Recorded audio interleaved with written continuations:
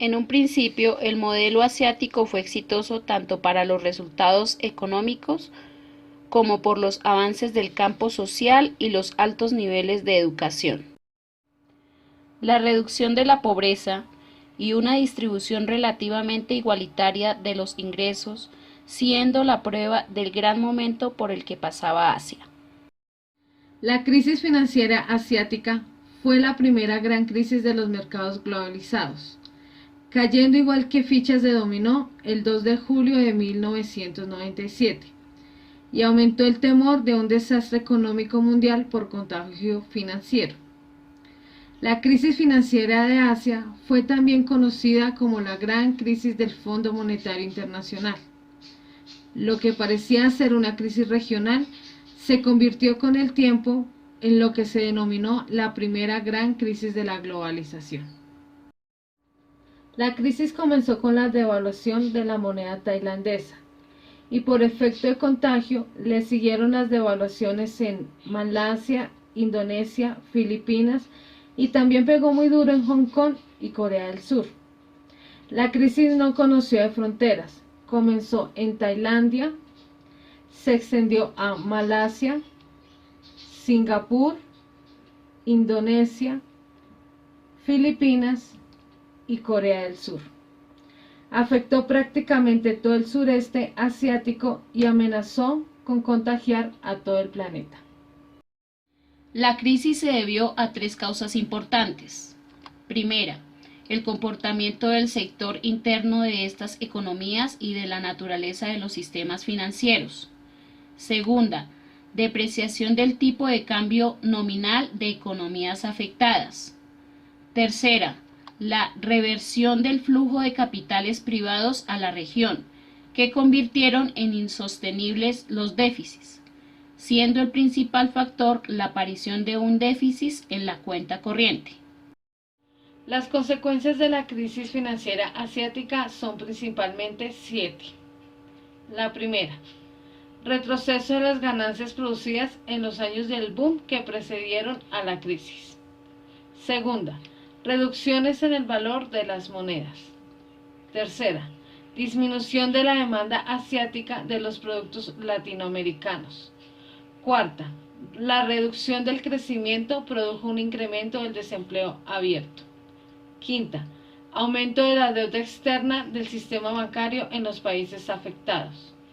Sexta, contracciones en el ritmo de las exportaciones de los productos nacionales. Y séptima, reducciones en el mercado bursátil. Conclusiones de la crisis de los tigres asiáticos.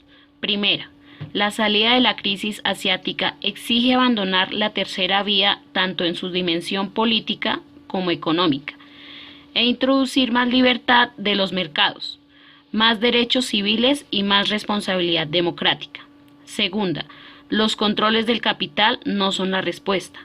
Tercera, los países de Asia necesitan la integración de los mercados de capital para canalizar el ahorro desde las economías desarrolladas a aquellas con proyectos que puedan generar mayores rentabilidades.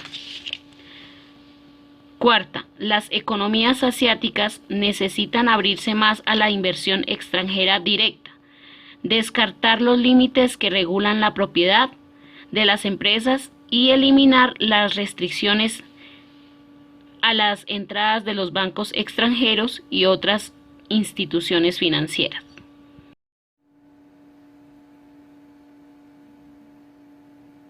En julio de 1997 comenzó en Asia una crisis financiera por la devaluación de la moneda tailandesa. Se produjo un efecto dominó y a esta le siguieron las devaluaciones de las monedas de Malasia, Indonesia y Filipinas. Solo durante las primeras semanas de esta crisis, 21 millones de indonesios pasaron a encontrarse bajo el umbral de la pobreza. We have the currency going down and down and down, and we have the stock market doing the same. La compañía anunció que cerca de 20.000 empleados perderán su trabajo y un 40% de los concesionarios en el país cerrarán. Presently, we see a well-planned effort to undermine the economies of all the ASEAN countries by destabilizing their currencies. In the old days, you need to conquer a country with military force, and then you can control that country. Today it is not necessary at all. You can destabilize a country. El gobierno de Estados Unidos será dueño del 60% de la General Motors, pero según el presidente Obama no la administrará. A continuación se contagió Indonesia, el país más populoso del sudeste asiático.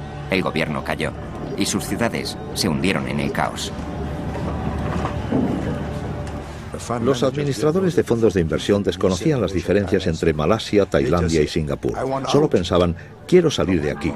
Los precios de las propiedades cayeron, las empresas quebraron y en el caso de Indonesia, el entramado social quedó destruido.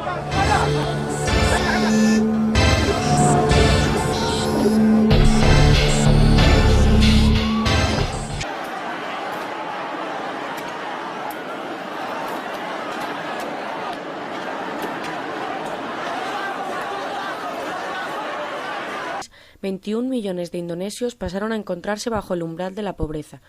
21 millones de indonesios pasaron a encontrarse bajo el umbral de la pobreza. Pasaron a encontrarse bajo el umbral de la pobreza. Pasaron a encontrarse bajo el umbral de la pobreza.